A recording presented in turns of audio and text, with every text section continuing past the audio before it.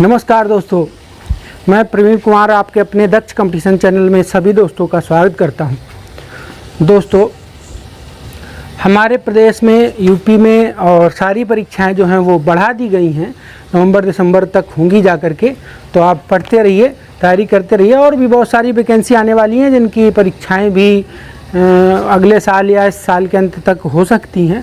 तो आप ध्यान से पढ़ते रहिए। साधारण ब्याज हम चल रहे हैं, इस समय साधारण ब्याज पढ़ रहे हैं। तो ये एक ऐसा टॉपिक है दोस्तों जो किसी कोई भी परीक्षा हो, दरोगा, सिपाही, लेखपाल, आर्मी या TET, C TET, super TET, कोई भी परीक्षा हो, सभी में इसका 1-2 नंबर का प्रश्न पूछा ही जाता है। तो दोस्तों, हम आगे कुछ और प्रश्न साधारण ब्याज के लेकर के आए हैं जिनको आप देखेंगे। तब तक हमारा चैनल लाइक सब्सक्राइब जरूर करिए, अपने दोस्तों को शेयर करिए। और चलिए चलते हैं, साधारण ब्याज के कुछ और प्रश्न देखते हैं। तो दोस्तों, प्रश्न देखने से पहले कुछ बातें मैं आपको बताना चाहूँगा, अब ध्यान से समझिएगा। बहुत आसान बातें।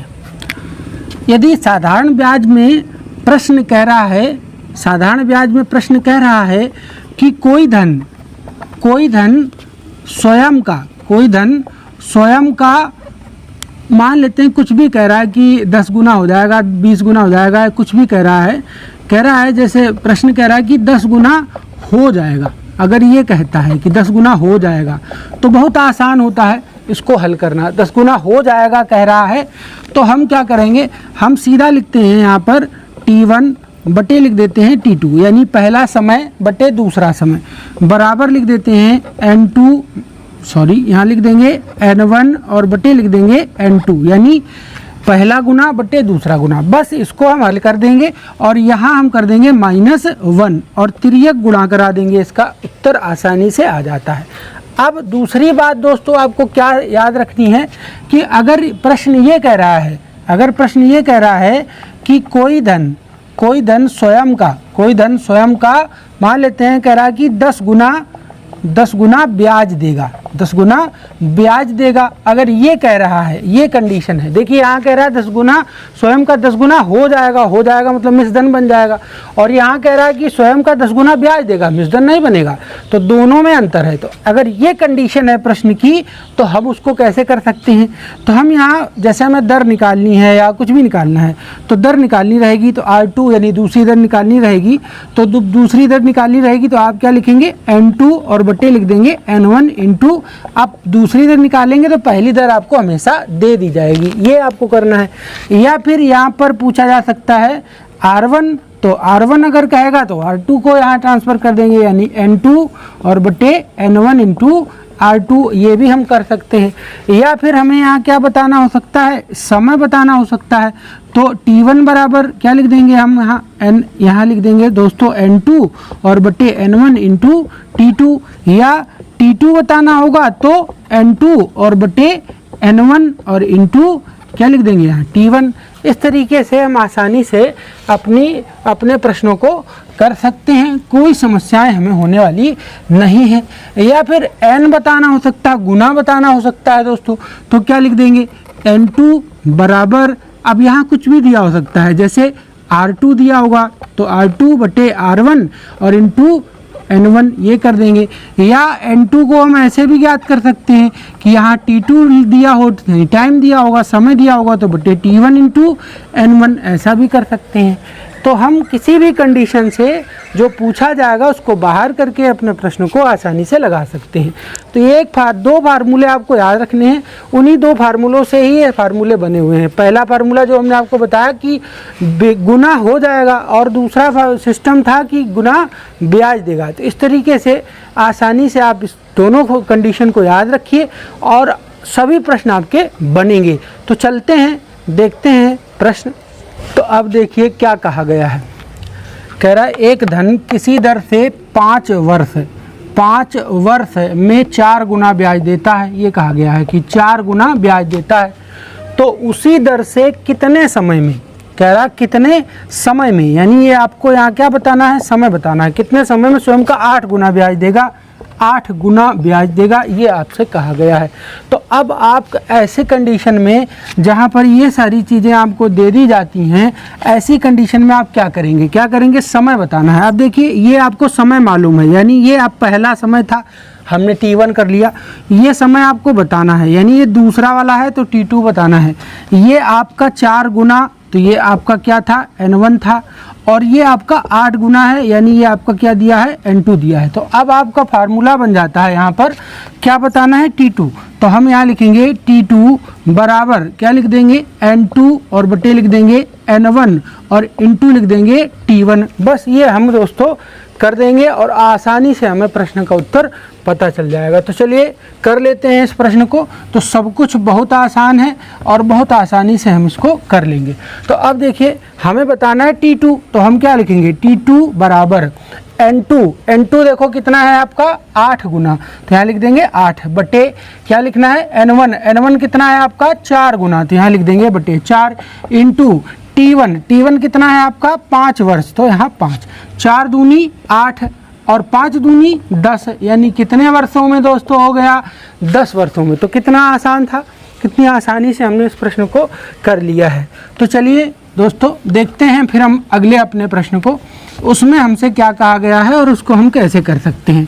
तो अब जैसा कि आप देख रहे हैं कि कोई धन 5% दर से, यानी आपको दर दे दी गई है, कितनी है, 5% है, स्वयं का दुगना हो जाता है, यानी 2 गुना हो जाता है, ये आपको 2 गुना दे दिया गया, 2 गुना ब्याज देता है। और कह रहा तो किस दर से स्वयं का 4 गुना ब्याज देगा, यानी यहाँ आपको दर बतानी है, आपको पता नहीं है, और यहाँ कितना ब्याज लेना है, आपको 4 गुना लेना है। तो ये चीज़ें हमें फिर से मालूम है, अब हमें दर बतानी है। तो ये दर जो है हमारी R1 है, यानी R1 हमें पता है, हमारे पास R1 है 5, जबकि R2 हमें नहीं पता है, R2 हमें ज्ञात करनी है। N1 हमें पता है, N1 हमारे पास है 2, और N2 भी हमें पता है, N2 हमारे पास है 4। अब हमें ये दर बतानी है, यानी R2 बतानी है। तो हम यहाँ लिख देंगे R2 बराबर क्या लिख देंगे, वही N2 बटे N1 इंटू R1, ये लिख देंगे हम। तो हमें आसानी से यहाँ दूसरी वाली दर का पता चल जाएगा। तो देखिए सब कुछ हमारे पास है, यहाँ हम निकाल लेते हैं R2।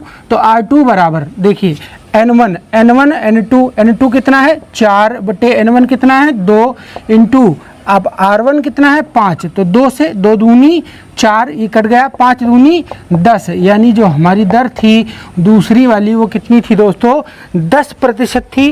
तो इस तरीके से हम इस प्रश्न को भी आसानी से कर लिए हैं। तो ऐसे बड़े आसान प्रश्न हैं जिनको हम आसानी से कर देते हैं। अब अगला प्रश्न देखिएगा कि अगले प्रश्न में आपसे क्या कहा गया है।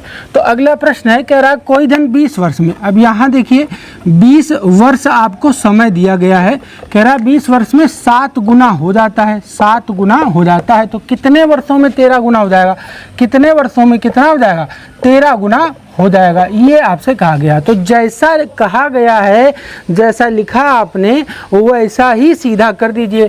कह रहा 20 वर्ष में 7 गुना हो जाता है और कितने वर्षों में 13 गुना हो जाएगा। तो फार्मूला सबको मालूम है दोस्तों, आप सभी को मालूम है। अगर आपके पास T1 है और बटे T2 है तो बराबर आप यहाँ क्या लिखेंगे, N1 और बटे लिख देंगे N2 और दोस्तों यहाँ लिखेंगे -1, ये फार्मूला होता है। या अगर दरें दी गई हैं तो R1 बटे क्या लिखेंगे R2 और बराबर यहाँ लिख देंगे N1 बटे N2 और -1, ये हमें फार्मूला बताया जाता है करने के लिए। तो अब हम क्या करेंगे, हमें T1 दिया है 20 वर्ष, तो हम यहाँ लिखेंगे 20 बटे T2 हमें बताना है, इसको हम x मान सकते हैं, बराबर लगा देंगे। N1 दिया है 7, तो 7 - 1 बटे N2 है हमारे पास 13, तो 13 - 1, इस तरीके से हम इसको लिख देंगे और आसानी से अपने प्रश्न का उत्तर जान लेंगे। तो अब देखिए कितना हो जाता है, ये हमारा 20 बटा हो जाता है, x बराबर हो जाता है 6 बटे 12, यानी 6 एकम 6 और 6 दूनी 12, ये हमने काट दिया। तो अब इसका इसमें गुणा और इसका इसमें गुणा, यानी x एकम x बराबर 20 दूना 40, कितने वर्षों में हो गया दोस्तों, 40 वर्षों में 13 गुना हो जाएगा। आसानी से हमने इसको भी जान लिया। अगला देखेंगे प्रश्न, वो भी इसी कैटेगरी का है, इसी तरह का है और बहुत आसान प्रश्न है। तो देखिएगा, कह रहा कोई धन, अब कोई धन है 5% की दर से स्वयं का 4 गुना हो जाता है। यहाँ आपको 4 गुना दे दिया गया है। तो कितने वर्षों में, करा कितने प्रतिशत साधारण दर से, यानी हमें दर बतानी है, कितने प्रतिशत साधारण दर से दर बतानी है, स्वयं का 7 गुना हो जाएगा। तो अब तो आप जान ही गए हैं, R1 आपके पास 5 है, R2 आपको बतानी है, N1 आपके पास है, N2 आपके पास है, यहाँ आपको -1 करना है और यहाँ आपको -1 कर देना है, यहाँ आपको बराबर लगा देना है और बस हमारा आंसर आ जाता है। तो अब कितना हो जाता है देखते हैं हम इसको। तो कितना हो जाता है, ये हम लिख देंगे यहाँ 5 बटे दर को x मान सकते हैं, बराबर यहाँ हो गया 3 और बटे यहाँ बचा 6, 3 एकम 3, 3 दूनी 6, ये आ गया 1/2। अब 5 दूनी 10, x एकम x, तो x एकम x बराबर 5 दूनी कितना हुआ 10, यानी जो आपकी दर थी वो कितनी थी यहाँ दोस्तों 10% थी। तो देखा आपने कितने आसान और कितने सरल सवाल थे आपके और आप आसानी से इनको कर लिए हैं। दोस्तों देखते रहिए, दक्ष कंपटीशन क्लासेस के साथ बने रहिए। मिलते हैं अगले वीडियो में कुछ और प्रश्न लेकर। नमस्कार।